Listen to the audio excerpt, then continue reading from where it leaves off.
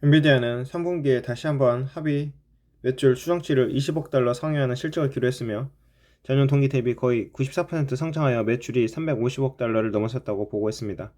데이터센터 매출은 이 분기에 2배 이상 증가하여 300억 달러를 넘어섰고, 호퍼는 회사 역사상 두 번째로 큰 데이터센터 매출을 달성했으며, 블랙엘이 다음 분기까지 출하하지 않을 것이라는 점을 감안할 때 GPU에 대한 수요는 여전히 많을 것을 말해줍니다.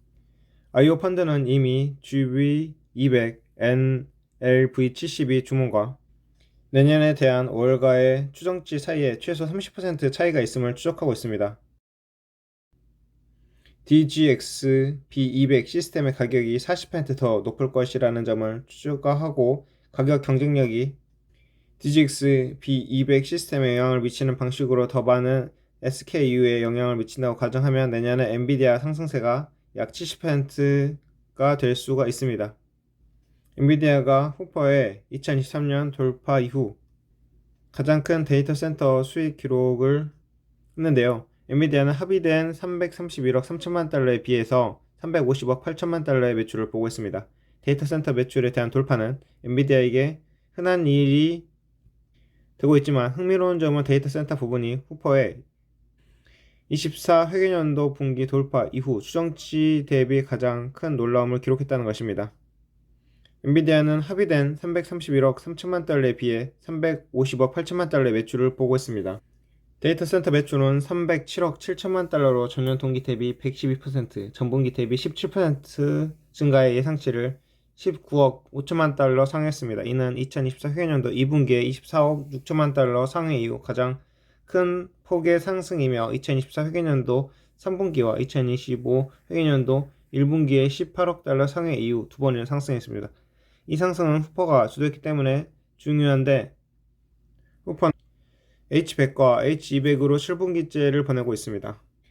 블랙엘은 4분기와 내년에 빠르게 성장할 것으로 예상이 됩니다. 분석가들은 블랙엘의 4분기 볼륨이 15만에서 20만 사이가 될 것으로 예상을 하고, 회계연도 2026 1분기에 순차적으로 3배 증가하여 55만 개가 될 것으로 추정합니다. AI 클러스터에 대한 기대치는 수십만 개에서 수백만 개로 GPU가 증가할 것으로 예상되며, 블랙엘과 이후 세대의 GPU의 긴 활주로가 될 수 있음을 나타냅니다.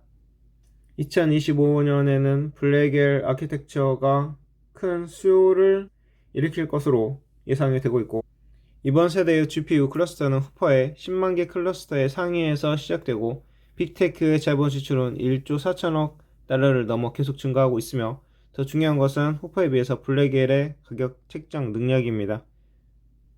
3분기 실적을 제쳐두고 이 더 큰 그림은 내년에 엔비디아의 블랙엘 GPU 판매가 2023년과 2024년에 본 GPU 판매를 넘어설 것이라는 것입니다. 2025년은 엔비디아에게 가장 중요한 한 해가 될 수 있습니다. 4분기 추정치를 포함하여 후퍼는 2023년과 2024년에 약 1250억 달러에서 1300억 달러의 데이터 센터 수익을 올렸습니다. 반면 블랙엘은 내년에만 최대 2100억 달러를 올릴 것으로 예상이 됩니다. 하지만 문제점은 엔비디아가 3분기 어닝 발표 이후에 이렇게 계속적으로 주가가 하락하고 있다는 것인데, 이러면서 내부자들도 매도를 하고 있고, 그렇지만 월가에서는 계속적으로 엔비디아에 대해서 바이 등급을 매기고 있다는 거죠. 목표가는 계속 올라가고 있고요. 앞서 말씀드린 것처럼 내년에는 더 많은 수익이 날 것이다 라고 하는 긍정적인 뉴스가 넘쳐남에도 불구하고, 시장은 공격적인 이익 실현을 하고 있는 중이고, 이제 시장의 관심사는 엔비디아 주가가 130달러 이하로 떨어질지의 여부인데, 이는 추가적인 약세 심리를 불러일으키고 현재의 매도세를 악화시킬 수 있는 움직임입니다. 현재 엔비디아 주가는 152.89에서 132.11달러까지 매우 폭넓게 움직이고 있는데요. 최근에는 이 레인지에서 하단에서 움직이고 있는 거죠. 이는 추가적인 하락 압력이 있을 수 있다는 것을 시사하고 있는데, 지금 지지선은 131.8달러에서 형성이 된 것으로 보이며, 주가가 이 지지선을 하락을 한다면 사람들은 이제 주가가 조금 더 하락하겠구나 라고 생각을 해서 더 하락세가 몰려들 가능성이 큽니다.